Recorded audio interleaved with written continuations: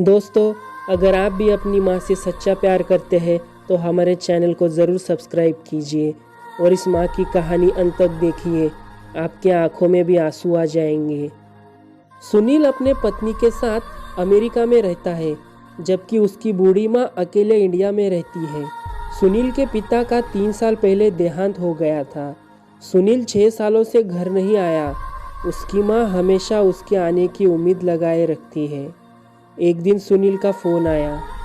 Hello माँ, कैसी हो? मैं कल इंडिया आ रहा हूँ। क्या सच? मैं ठीक हूँ। बहू और बच्चे भी आ रहे हैं ना? पोता पोती देखने का बड़ा मन था मेरा। माँ की आंखों में जैसे एक नई चमक आ गई थी। नहीं माँ, अभी तो सिर्फ मैं आ रहा हूँ।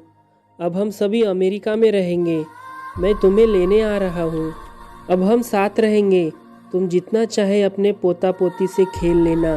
अच्छा माँ, फ़ोन रखता हूँ। 5 दिन के बाद मेरी इंडिया की फ़्लाइट है। अच्छा ठीक है।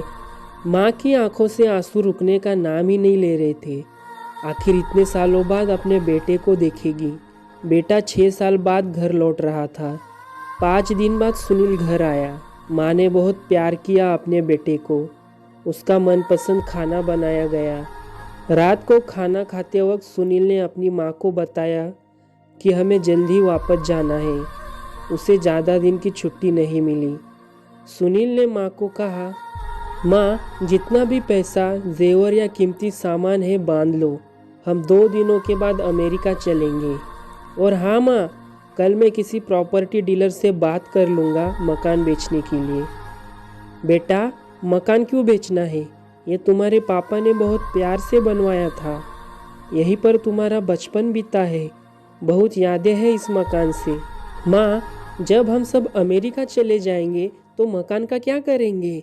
इसका ख्याल कौन रखेगा? ये तो बेचना ही पड़ेगा।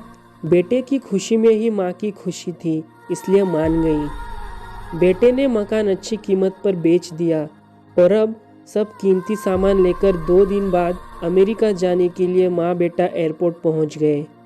एयरपोर्ट पर सुनील ने माँ को एक कुर्सी पर बिठा दिया और कहा कि थोड़ी देर में टिकट और फ्लाइट के बारे में पूछकर आता है।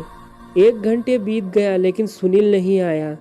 तभी एक एयरपोर्ट के कर्मचारी ने बूढ़ी माँ को बैठे देखा तो पूछा, माँ जी, आप किसी से मिलने आई है?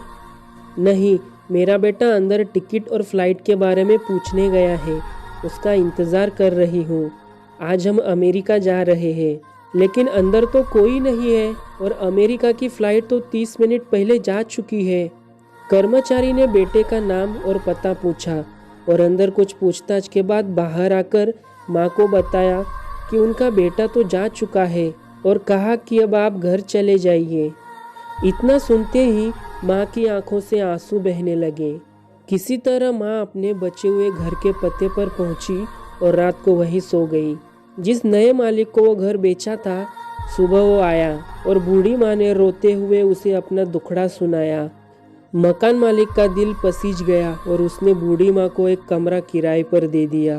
कुछ दिन बाद उस मकान मालिक ने सुनील की माँ को कहा, माँ जी, अब आप अपने किसी रिश्तेदार या सगे के पास जाकर रहिए, क्योंकि अब आपकी उम्र बहुत हो गई है और कोई तो चाहिए आपका ध्यान रख सके। बूढ़ी माँ ने कहा, शायद मेरा बेटा अपनी माँ के बारे में सोचकर वापस आ जाए, तब उसका भी तो ध्यान रखना पड़ेगा। इतना सुनकर मकान मालिक भी रो दिया। माँ बेचारी अकेले में रोकर अपने बेटे को याद करती रह गई। दोस्तों, ज़िंदगी में आगे बढ़ने के लिए सुनील ने अपनी माँ के साथ बहुत बुरा किया, लेकिन माँ तो माँ है। वो कभी अपने बेटे का बुरा नहीं सोच सकती। उसका प्यार हमेशा ऐसा ही बना रहेगा। जो व्यक्ति अपने माँ बाप को खुश रख पाए, वो है असली पुत्र, वो है असली संतान और वो ही है सही मायने में एक अच्छा इंसान। दोस्तों, अगर कहानी पसंद आई हो तो हमारे चैनल को ज़रूर सब्सक्राइब कीजिए, ताकि आगे आने वाली कहानियाँ आप तक आसानी से पहुँच सकें। धन्यवाद।